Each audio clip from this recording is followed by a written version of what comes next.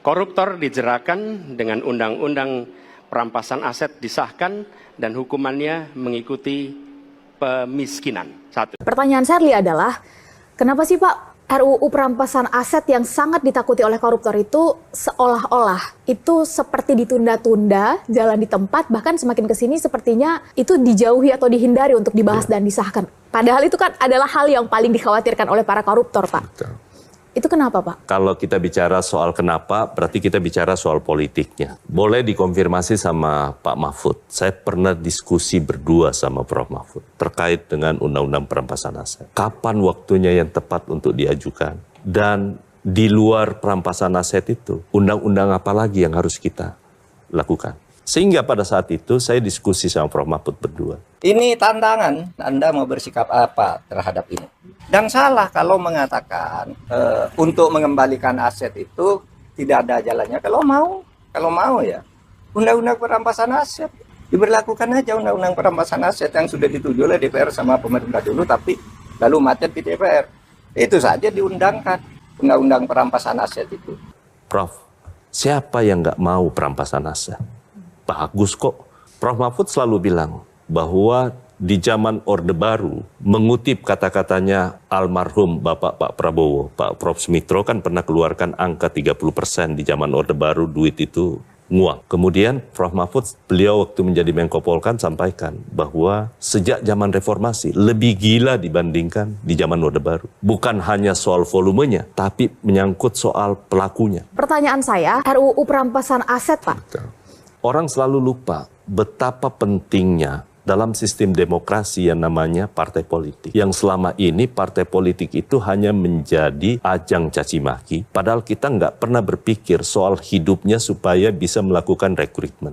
Yang kedua, partai politik kalau nggak dipikirkan, karena kan kita harus berpikir pembatasan tindak pidana korupsi itu kita harus atasi dulu. Di pucuknya mana sih sebenarnya benangnya yang paling putus dan harus kita sambung. Partai politik, satu, dia tugasnya sangat mulia. Dia menciptakan pemimpin, tapi untuk menciptakan pemimpin, dia butuh kaderisasi. Kaderisasi, dia butuh pembiayaan. Sekarang pertanyaan saya, negara bertanggung jawab nggak terhadap pembiayaan partai politik? Pertanyaan saya, RUU perampasan aset, Pak. Betul. Makanya saya katakan, jangan buru-buru. Karena ini bukan persoalan yang sederhana yang seperti yang kita bayangkan. Pada Prof. Mahfud dulu saya sampaikan, Prof, tolong kita ajukan undang-undang satu paket, tetapi satu, undang-undang perampasan aset. Kedua, pembatasan transaksi uang kartal. Yang ketiga, undang-undang partai politik. Ini harus satu paket kita ajukan. Kalau tidak diajukan tiga-tiganya, partai politik tidak mendapatkan porsi yang cukup untuk bisa mereka bergerak dan melahirkan kader-kader pemimpin bangsa. Ini nggak akan pernah jadi. Ini nggak akan pernah jadi. Nah, pertanyaan saya, kira-kira ada nggak Pak kepastian atau hal yang bisa dilakukan secara hukum yang extraordinary untuk membabat habis ini? Ini kan trust sudah diberikan kepada Bapak. Nah, pertanyaan saya, RUU perampasan aset, Pak. Betul.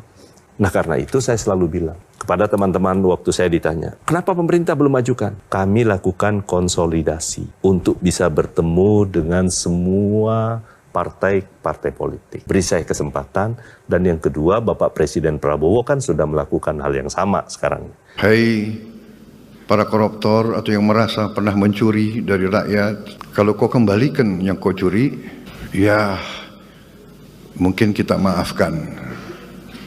Tapi kembalikan dong. Nanti kita beri kesempatan cara mengembalikannya bisa diam-diam supaya nggak ketahuan. Saya katakan lebih baik kalian baik-baik, ya kan? Kalau malu ya diam-diam malam-malam datang ke saya deh, ya nggak usah ke istana, saya di Wican, di apa? Widya Chandra. Kan Pak Prabowo inginnya sebenarnya agar aset negara tidak hilang. Asset recovery namanya kalau itu di konvensi PBB. Itu dibenarkan aset recovery itu.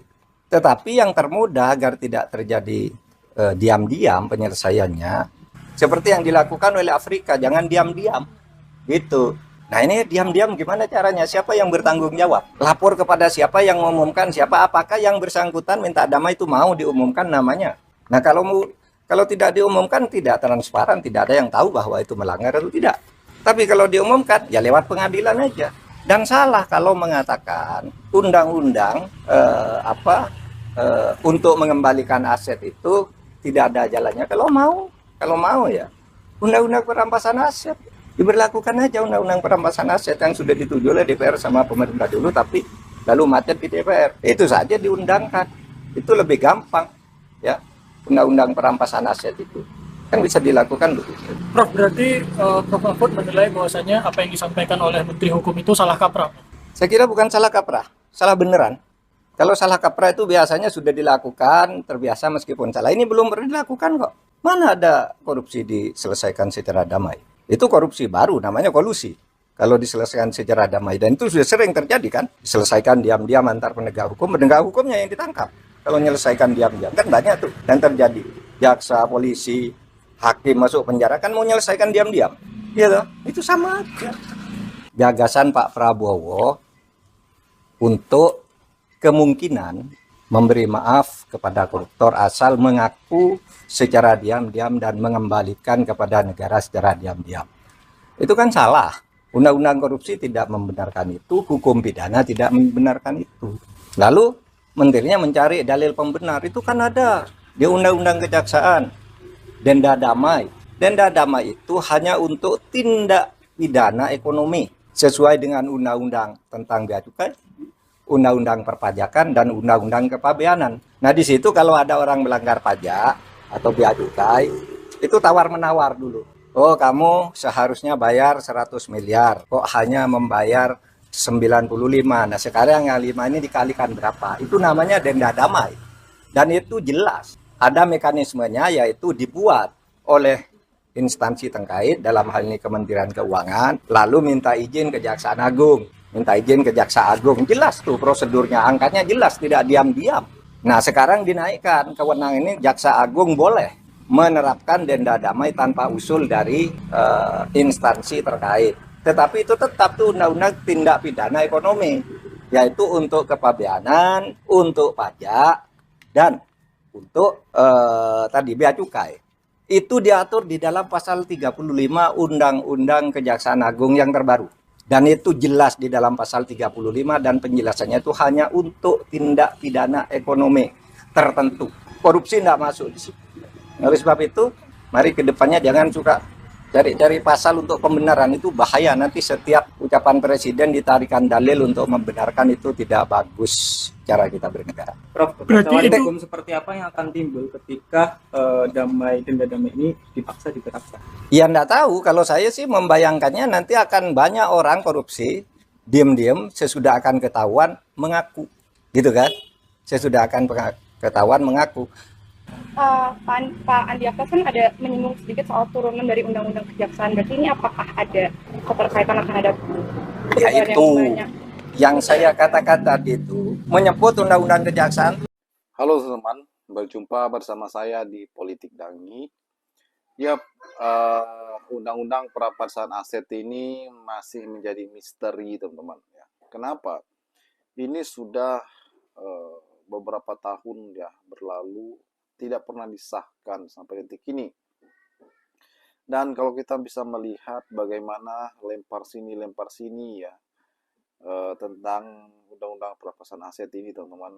Padahal kalau kita lihat koruptor di negara kita ini sungguh sangat merajalela teman-teman ya. Bagaimana banyak sekali kasus koruptor ya tidak jera-jera kalau undang-undang perampasan aset ini tidak disahkan. Inilah yang disorot oleh Anies Baswedan ya, bagaimana undang-undang perampasan aset ini harus disahkan. Bagaimana menurut kalian?